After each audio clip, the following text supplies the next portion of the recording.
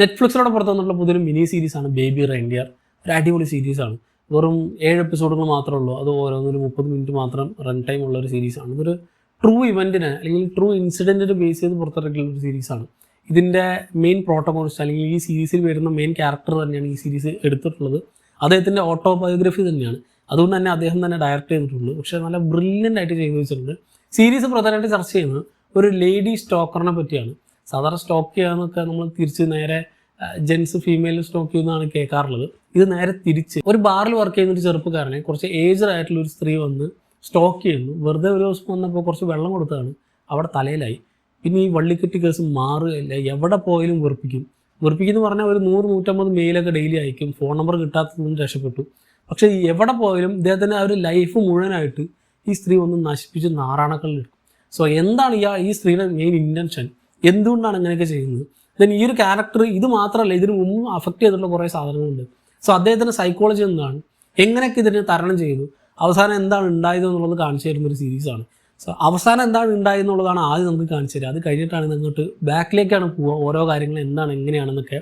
So ആരുടെ ഭാഗത്താണ് ശരി, ആരുടെ ഭാഗത്താണ് തെറ്റ്, എന്താണ് മെയിൻ പ്രശ്നം എന്നുള്ളത് ഒരു സൈക്കോളജിക്കൽ ത്രില്ലറായിട്ട് വേണമെങ്കിൽ നമുക്ക് ഈ സീരീസിനും പറയാം. പക്ഷെ അതൊരു ബ്ലാക്ക് കോമഡി രീതിയിലാണ് അവതരിപ്പിച്ചിട്ടുള്ളത്.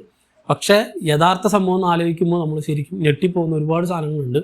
ആൻഡ് ഓരോരോ കാര്യങ്ങൾ അത് ഈ ക്യാരക്ടറിൻ്റെ ജീവിതത്തിൽ നടന്നിട്ടുള്ള പല കാര്യങ്ങളെ നല്ല പ്ലെയിൻ ആയിട്ട് തന്നെ സീരീസിൽ എടുത്ത് കാണിക്കുന്നുണ്ട്. ഒരു സാധനം ഷാഡോ ചെയ്ത് വെക്കുകയോ മറച്ചു വെക്കുകയോ ഒന്നുമില്ല. ഇപ്പോൾ ഓരോന്നിനും കാരണമായിട്ടുണ്ടെന്ന രീതിയിൽ എല്ലാത്തിനും പറഞ്ഞുള്ള റീസൺസ് വളരെയധികം എണ്ണിപ്പറക്കി എടുത്തു വെച്ചിട്ടാണ് ഈ സീരീസ് മുന്നോട്ട് നീങ്ങുന്നത്. ആൻഡ് അതിൻ്റെയൊക്കെ പ്രസൻറ്റേഷൻ രീതി നല്ല രസമുണ്ട്. പക്ക ഒരു ഡോക്യുമെൻ്ററി മാത്രം ആയി പോകേണ്ട ഒരു സാധനമാണ്. ഇതേ സാധനം വേണമെങ്കിൽ നെറ്റ്ഫ്ലിക്സിൽ ഒരു ഡോക്യുമെൻ്ററി ആയിട്ട് ഇറക്കാൻ പറ്റുന്നൊരു സാധനം. പക്ഷെ അതിനെ നല്ലൊരു കിഡിലൻ സിനിമാറ്റിക് അപ്രോച്ചോടെയാണ് ഇതിൽ എടുത്തു വെച്ചിട്ടുള്ളത്. ഓരോ വട്ടവും ഈ ഒരു ക്യാരക്ടർ എഴുതുന്നൊരു മെയിലുണ്ട്. അതിൻ്റെ ഒപ്പം തന്നെ എപ്പോഴും അയക്കുന്നൊരു സാധനമാണ് ഈ ബേബി റെയിൻഡിയർ. അത് വെച്ചിട്ടാണ് ഈ സീരീസിൻ്റെ ടൈറ്റിൽ തുടങ്ങുക. സോ ഓരോ എപ്പിസോഡിൻ്റെ ടൈറ്റിലും തുടങ്ങുന്നത് ആ ഒരു ബേബി റെയിൻഡിയർ എന്ന് പേര് എഴുതി കാണിച്ചുകൊണ്ട് അവിടെ മുതൽ ഇതിൻ്റെ ക്രിയേറ്റീവ് ആയിട്ടുള്ള കാര്യങ്ങൾ തുടങ്ങും. സോ ഇതിൻ്റെ എല്ലാ ഡിപ്പാർട്ട്മെൻറ്റും അടിപൊളിയാണ്.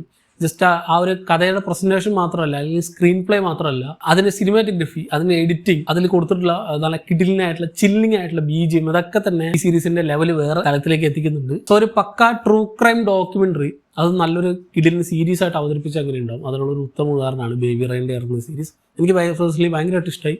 നെറ്റ്ഫ്ലിക്സിൻ്റെ വളരെയധികം ക്വാളിറ്റി ഉള്ള ഒരു സീരീസായിട്ട് എനിക്ക് അനുഭവപ്പെട്ടു. ഞാനീ പറഞ്ഞ പോലെ എനിക്ക് ആ ഒരു ഡോക്യുമെൻ്ററി ആയിട്ട് എടുക്കേണ്ട ഒരു സാധനത്തിനെ ഈ രീതിയിൽ അപ്രോച്ച് ചെയ്തുകൊണ്ടാണ് എനിക്ക് ഈ സീരീസ് ഭയങ്കരമായിട്ട് ഇഷ്ടമായത്.